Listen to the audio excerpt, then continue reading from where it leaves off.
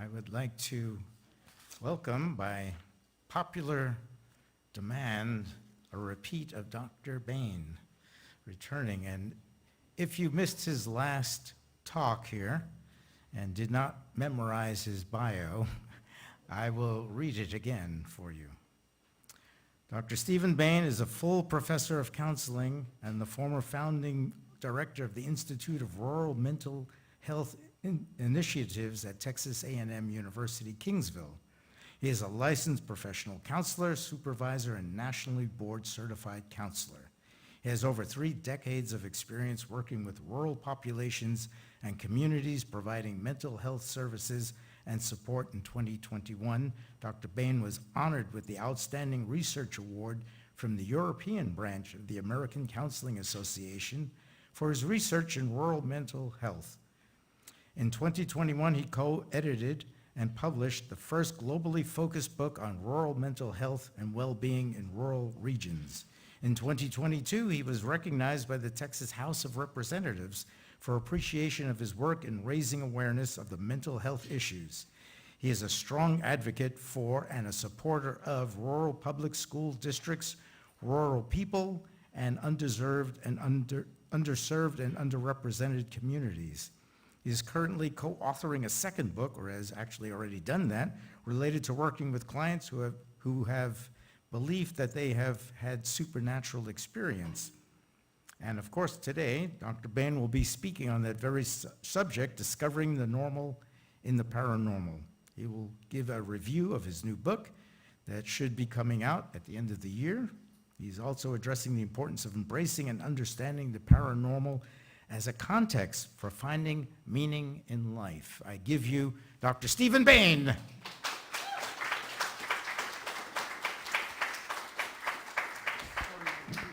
Good morning, Django. Thank you so much. I never know what to expect from him. You know, I know y'all don't either. You need to worry about that.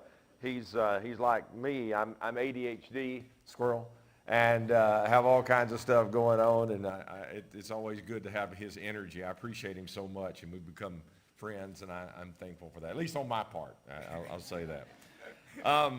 It really is a joy. I'm always amazed when people ask me back. It's either they have a very short memory or they're desperate for a speaker. And I'm like, no, I think it's because I keep them awake, during the service. I heard about one minister who was so boring that he dreamed that he was preaching, and he woke up and he was. So I don't want to be that boring today in any shape, form, or fashion.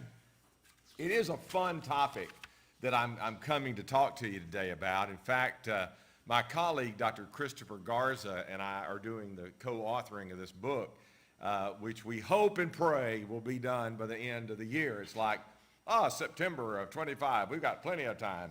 And now here we are about halfway through the writing of this thing, and we're going, we got to get going. We got to get moving.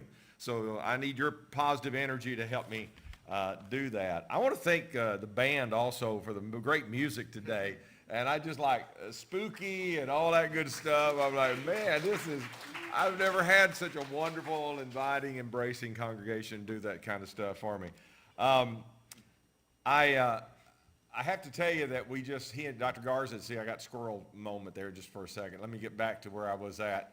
Dr. Chris Garza and I just finished speaking in February at the National Board of Certified Counselors Conference in, of all places, New Orleans. And if you want anything spooky, it's there. I mean, any kind of drink is spooky, any kind of food is spooky, any kind of people that are down there, on Bourbon Street especially, is spooky. But it's a great place. I love the spirit, I love the openness, I love the embracing of all cultures there. And so we presented on this topic. We presented one of our chapters. And I'll tell you a little bit more about that chapter in the presentation today. This all started out, let me get my little stuff going here. Can I have it on?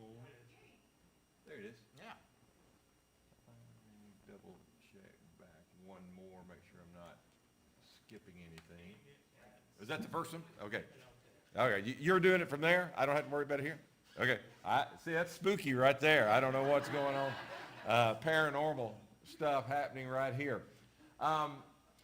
So Dr. Garza and I both are licensed professional counselors. I'm retired from the ministry.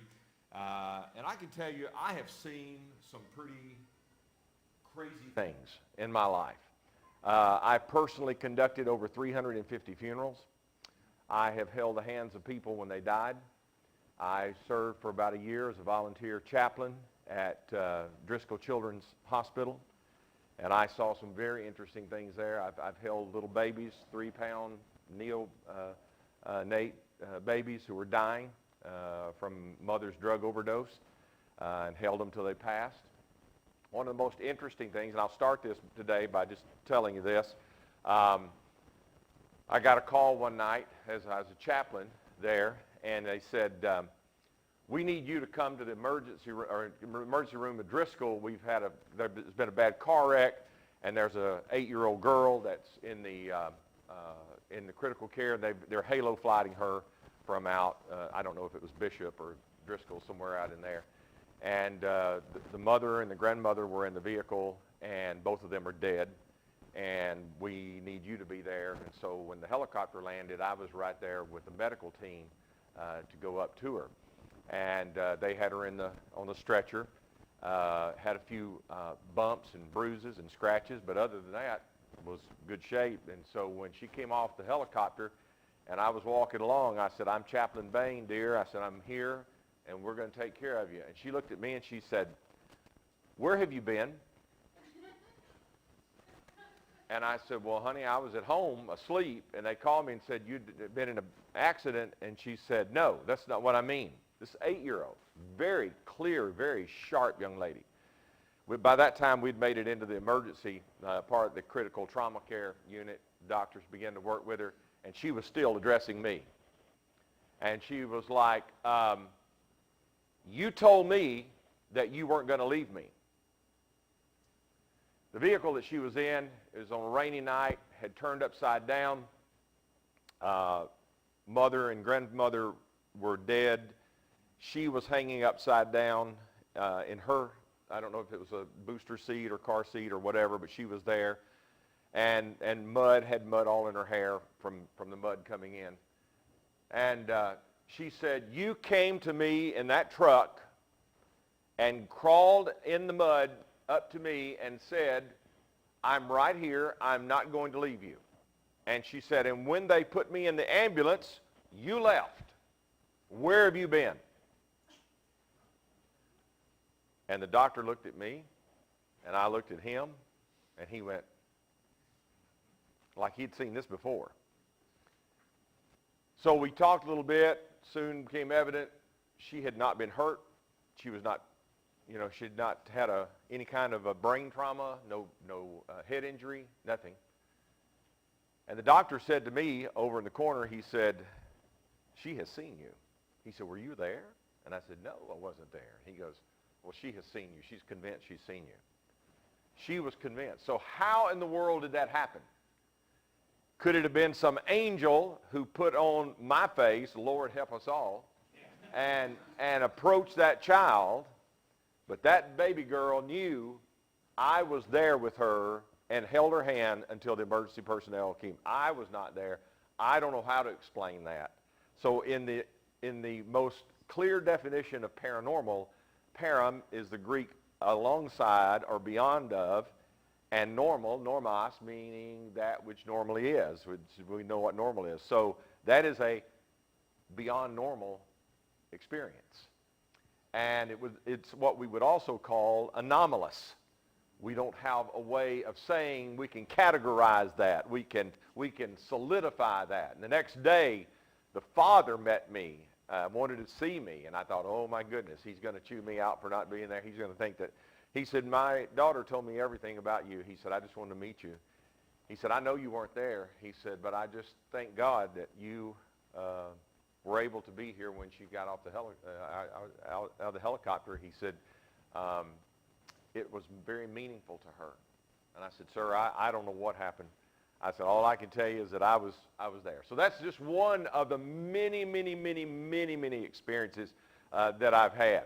And so that kind of thing began to resonate with me, and also my partner, Dr. Garza, through the years, and we've worked with people and we've counseled folks. And I want to tell you, and I want to make a clarification up right off the bat. The majority of people, and this is from studies that have been done nationwide, internationally, and everything else, the majority of people who report anomalous or paranormal experiences are not experiencing psychotic episodes. Let me make that clear again. They're not crazy. They're not having some kind of mental break. It's reality. Most of these people have never even thought of the paranormal. Most have never really believed in the paranormal. Most have never had an anomalous experience until that one thing, and there they are. You watched in November, as I did, when the UFO hearings occurred in Washington. And we had aviators, some of the most reliable men and women on the face of the planet, who know what they see, who understand what they see, and they're telling us about things that totally revolutionized the way they looked at the world. They were like, whatever that was, that tic-tac shaped object that came up, we could not match it, we could not keep up with it, we could not do anything with it, and if it turned hostile toward us, we had no way of defending ourselves from that. These are people who are credible. These are people who have their career on the line. And yet they're telling us about the paranormal or anomalous experiences. Now, I don't know what all is happening in people's lives. I don't know and understand all of that. And my job is really not to prove or disprove ghosts or little green men or Sasquatch. But my job is to do this, to believe my client and to accept people where they are and what they've experienced. And that's what the premise of what we've done in this approach. Roughly one half of the population report having at least one anomalous or paranormal experience. Let's just do a little survey here right now. And I think I know what it's going to be. I'm going to use my paranormal ability to tell you. I think about half of you are going to say yes, but I don't want to preclude this. If you've ever had some weird experience, you've ever experienced or heard somebody or seen something, or you felt a presence, or someone you know has had some kind of strange experience, just raise your hand. Let me see. There you are. Now, present company excluded, me and Django, I do not sense here anybody who's had any kind of psychotic breaks or mental health issues, okay? You all look very normal and look very educated and very adapt to your world, and it looks like you're in touch with reality. Why is it that people are saying these things? Why are people, because it's happening. Now, when you study religion and you study Christianity, you find there are a number of things, even in the old writings, that leave theologians scratching their head. They don't always fit into a nice little theological explanation. Doesn't always fit into mainline doctrine. Doesn't always fit into what the Baptists believe, or the Methodists believe, or the Pentecostal believe, or Presbyterians, or even, the Episcopalians, or the Catholics, or anybody else, or the Unitarians. It's different for everyone. There's something that's out there, and we've got to come to reality with it. And so our job and our purpose of writing the book is to help counselors work with people like this. We were at the National Board of Certified Counselors last year, did a presentation. We thought we'd have 6 people. They moved us. I thought they were kicking us out of the program. I thought, oh, Lord. They said, no, we got to take you out of the regular conference room, and we've got to move you into the big area because there's so many people coming to your... We had 90 people at that presentation with 400 people in a conference. So that shows you how many folks were really interested in what was going on. So as we got there and as we began to understand, we did a just like I did, very informal. How many of you have over 75% of them had an experience, or their client had, and some of the things they were telling about their clients was mind-blowing. And seeing things and understanding that there was a presence there. I'll have to tell you another story. So when we got ready to leave New Orleans this time, I was walking out, and the concierge, he was a great guy, and the cab driver, he was also a lot of fun. And then they had the security director of the hotel, the Bourbon Orleans Hotel. That's a great hotel if you want to go have a little paranormal fun. You ought to go down there and stay in that place. There are things that go bump in the night. But we shan't go there. We don't have enough time because the humanistic group has got to be meeting after this. So I don't want to interrupt with them. So I was standing there, we were talking, and they were talking about our presentation, and man, all this stuff they'd heard. Do you believe in the paranormal? What in the world's going on? Blah, blah, blah. And all of a sudden, I looked at the security guy, and I don't know how in the world I did this. I don't see myself as having clairvoyance or anything else, but I sensed a very strong presence around him. And I said, let me ask you a question. And they called him Mr. T, and it was obvious for a reason. He's the size of a refrigerator. And I said, Mr. T, I said, let me ask you a question. I said, who is the older lady that's in your life that you loved very much that you lost just in the recent past? I said, I sense that she has salt and pepper hair. She has wiry, thin glasses. And I said, I can see her from a side profile. And his jaw literally fell to the floor. He was like, I can't believe you just said that. And everybody else was like, what? He said, let me show you a picture. He showed me a picture of his aunt who passed away nearly less than 2 years ago. And he's still feeling the effects of her loss. And I said, I think she's still with you, and she's watching over you, and she's very positive toward you, and she loves you very much. Well, big old moose of a guy, gets emotional about it. And he says, I've got to find this picture. So we got in the cab, went to the airport, and on our way to the airport, he sent me the picture. And it is exactly what I saw, and I have no explanation for that. I don't know how in the world I did that. But there's just some things that we have. Sometimes we have a gift, some things we see. I have this capacity to go in.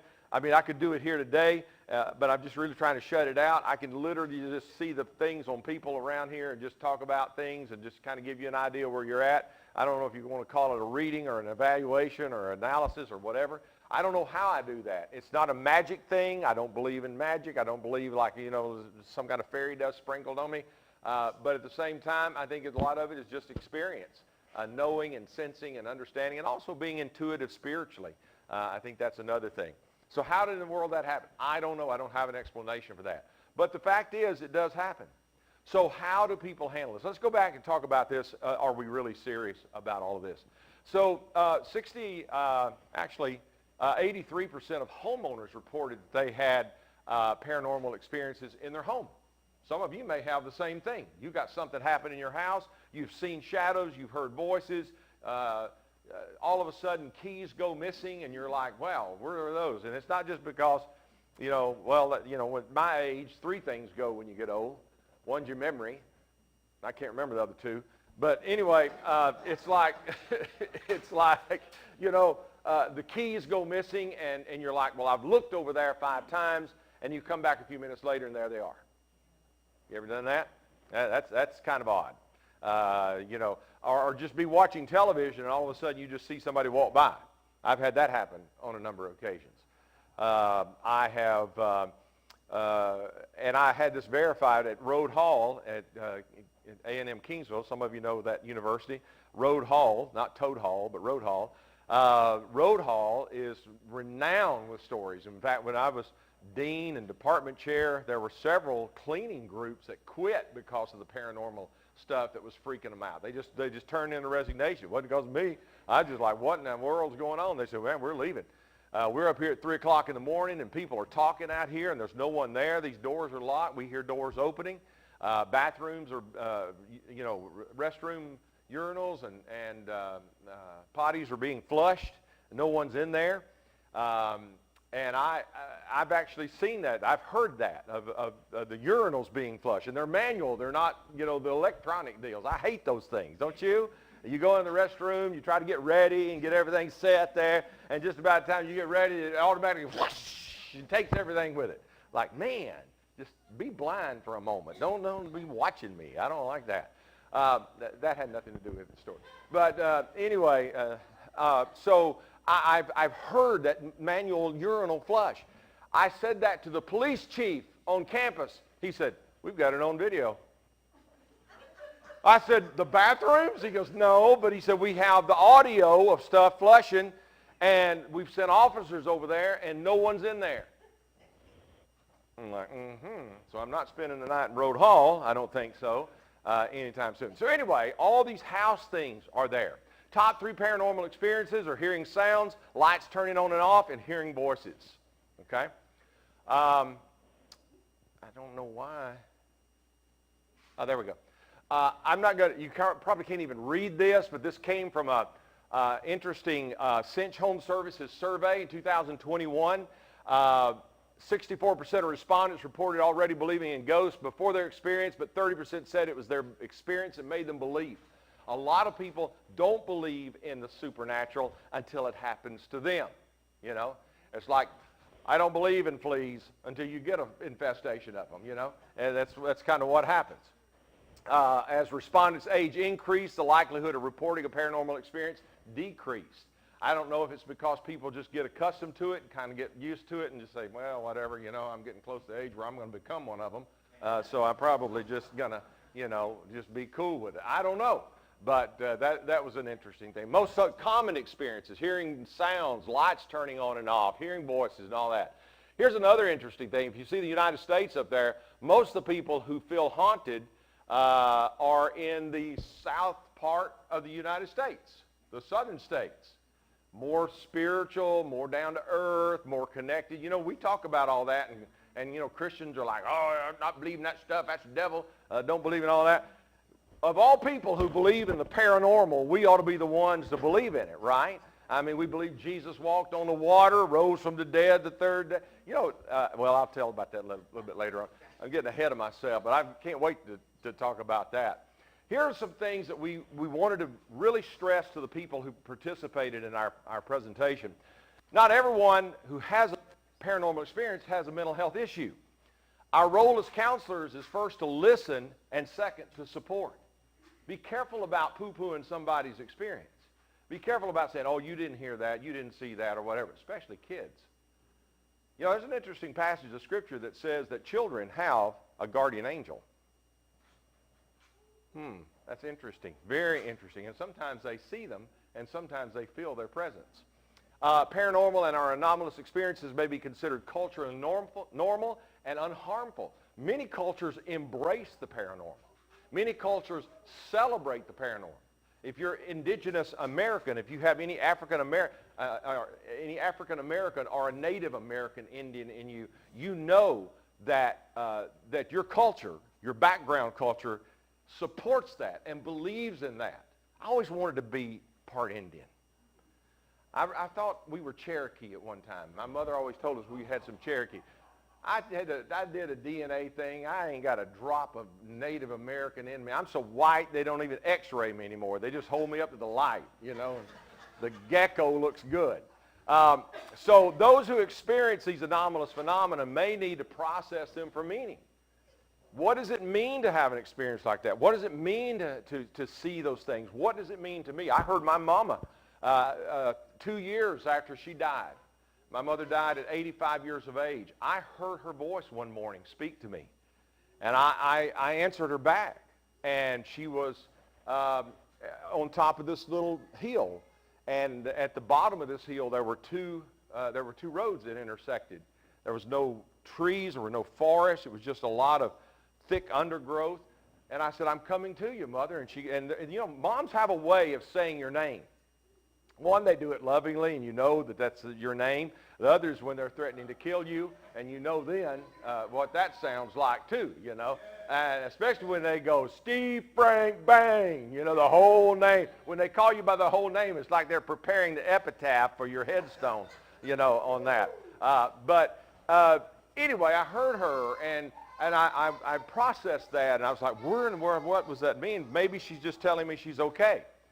And then about another 2 years later, I was in Scotland and went to the land of my forefathers and found myself on the exact same spot that I saw in the dream, where the roads crossed the little hill and the Scottish thistle all over the place with no big trees.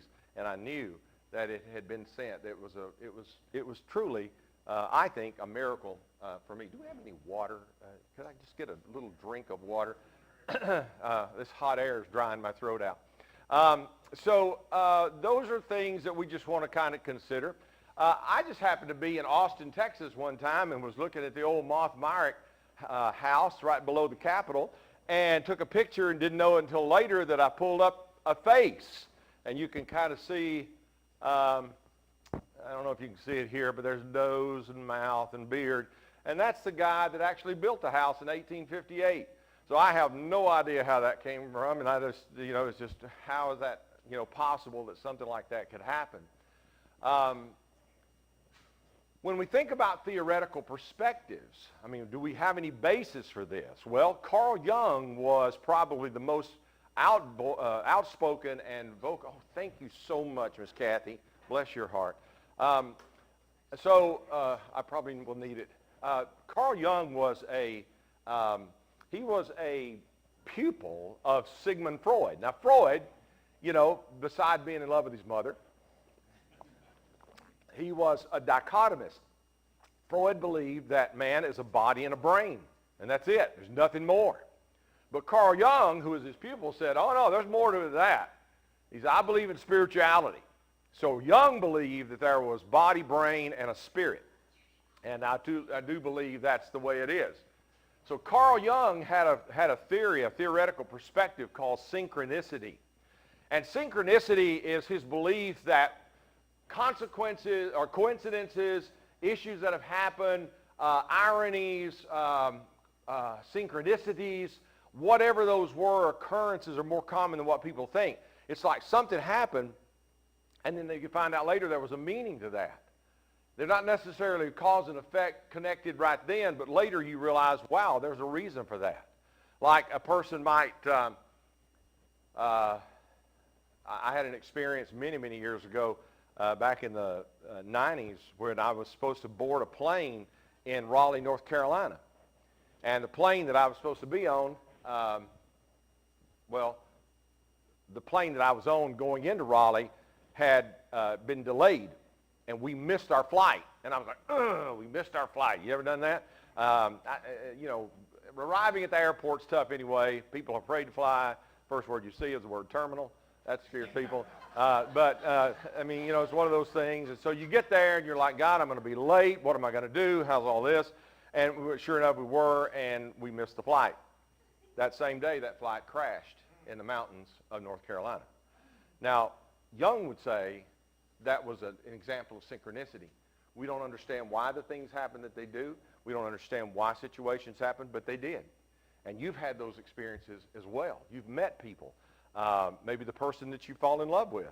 You just meet just by accident, and later on you realize, well, there's more to it than just an accident. That actually, maybe was meant to be. He believed in this kind of stuff, and he believed in this synchronicity, and there's actually ways that you can quantitatively believe that and see that. Michael Thalburn also defined transliminality.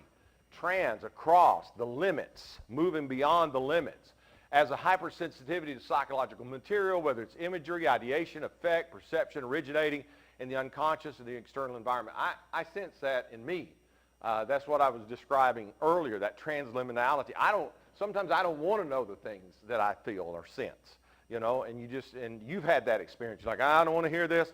I go into a restaurant. Part of it's because I'm ADHD and can thread a sewing machine needle and running. But I'll go into a restaurant, and I can hear like 6 different conversations happening at the same time.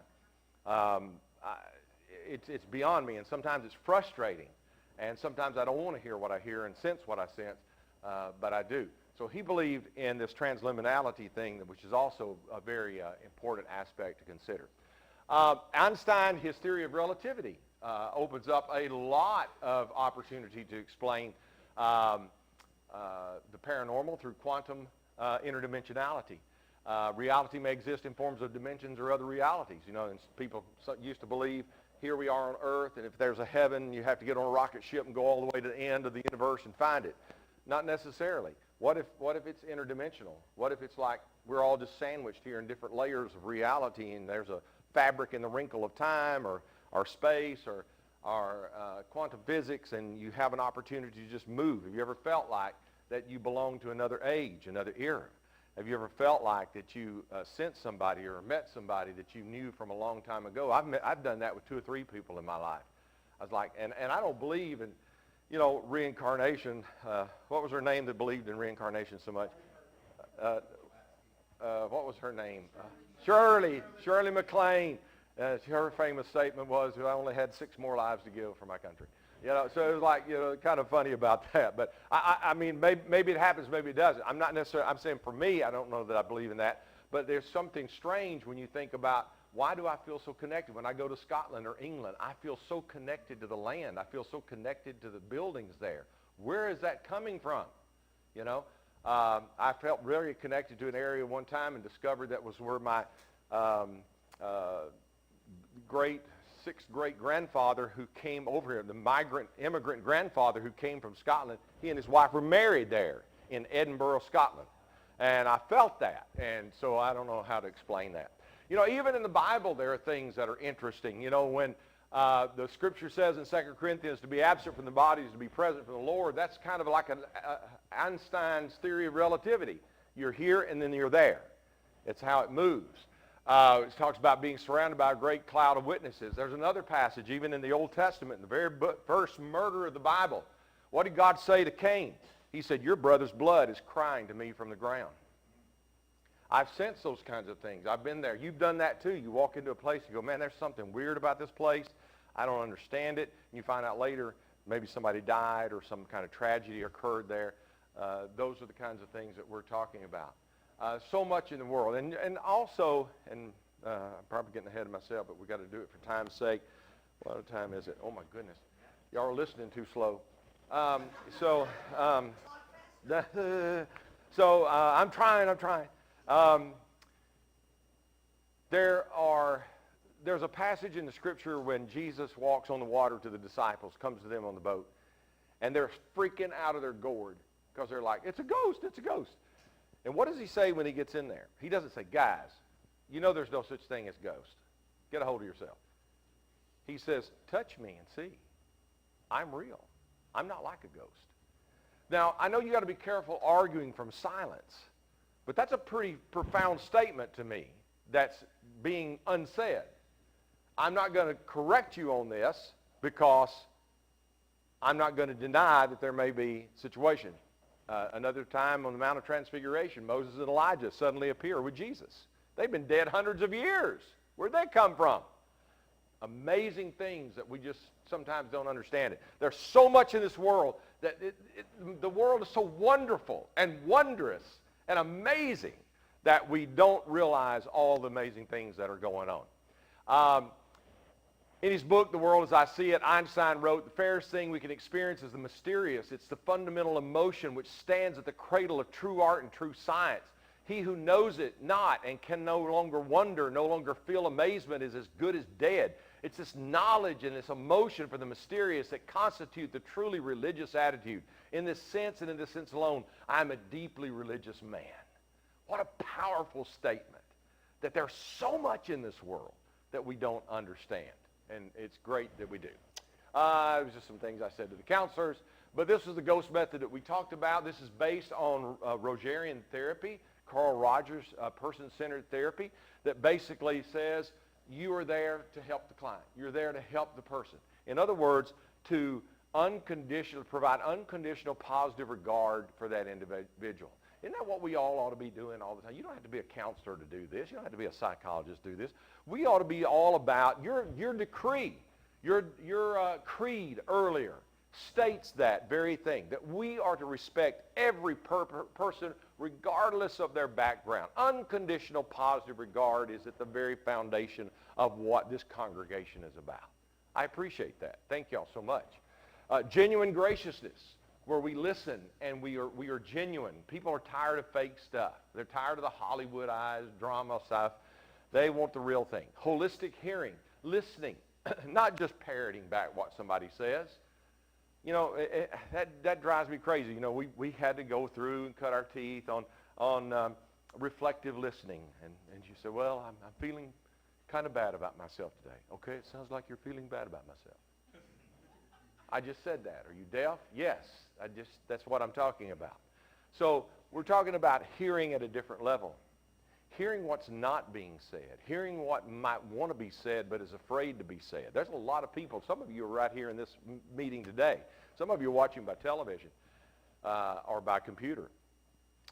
You want to talk about your experience, but you're afraid to say too much because of what might be said or judged, or maybe even put you in your employment, maybe even in jeopardy. Objective observation, to be open. I don't understand all this stuff, but I'm going to be open about it. I want to observe it. I want to see what's happening. And then sympathetic searching, to be sympathetic, supportive of an individual as we're searching for helping them search the truth. And then therapeutic trust, being able to trust the people that you talk to. We could go into much detail about that, but I'm going to kind of bring it down from there. So the purpose of the book really is to open up a dialogue of what the supernatural is and is not. And I will tell you, as the title of the presentation today says, the paranormal is actually normal. I mean, if you look at the statistics and if you look at the percentage of people who had some kind of experience, when 3 out of 4 people are telling you, I've had some kind of an experience, that's pretty normal, right? I mean, if you said, if we said, okay, where we're going to go to lunch today, and 3 out of 4 of us said, let's go to McDonald's and have mystery meat. Well, that would pretty much tell you that we are all into McDonald's, right? I mean, that's not a far stretch of the imagination. So that would be the norm for us, that we would all like the Golden Arches. So when you have 70% of the people who are telling you, I've had some kind of an experience, I've had some kind of paranormal or anomalous, and I really don't understand how it is, and I need to kind of figure that out, then that becomes normal, and we need to stop pressing it down and saying that people are hallucinating or people are psychotic or people are taking medication, and obviously there are people who do that. I don't know about you, but I have a low tolerance of medication. I'm 6'4", 215 pounds, and I tell you what, I could take a Fred Flintstone vitamin and go to sleep. I have a low tolerance for medication, and I've been given morphine before, and I'll tell you what, I saw all kinds of stuff with morphine. I heard all kinds of stuff. I didn't even know where I was at for 2 days with the morphine stuff. So I understand how that can be, psychoticism can actually be, started by medical stuff. But I'm telling you right now, most of us are not taking morphine, and most are not taking mind-altering drugs, and yet we have these experiences anyway. So being open to it and trying to understand it is so important for us, because at the bottom line of it is it opens the door for us to explore the wonders of spirituality and the complex design of who we are. There's more to us than this moment. There's more to us than just what's happening. And so if you're going through a tough time, or you're going through a hardship, or things have been bad for you, just know this: you are more than the moment. Never mistake the moment for the man or the woman. You are more than this. It will pass. It will move through. There will be a transition time. It's tough right now, but it's going to get better because of the nature of where we are and who we are, and this whole paranormal thing of spirituality and things that we don't even know. You are so much more than that. You are so much more than that. So believe in yourself, and believe in the power of yourself, and believe in the complexity of yourself, and rejoice in all of that. Just like, I can't figure myself out. I love it. So just embrace that and know that we are designed for a great purpose and plan. All right, let me stop here. Any questions, comments, or hallucinations from anybody before we dismiss today? Can I take a question or two? Oh, we're running late. Oh, my gosh. Well, if you have questions, okay, let me just say this and I'm going to be gone. If you have questions, let me know. Email me or tell Django. Also, if you have a story that you'd like me to consider putting in our book, I'll send him the link. You ask him, and you'll get it, and you can fill it out, and I'll let you know. Now, there's no money involved. I can't pay you anything. But to have your name either anonymously or with your full name in it, that's fine, too. Okay. Thank y'all. That's it. Yes, sir. Appreciate it.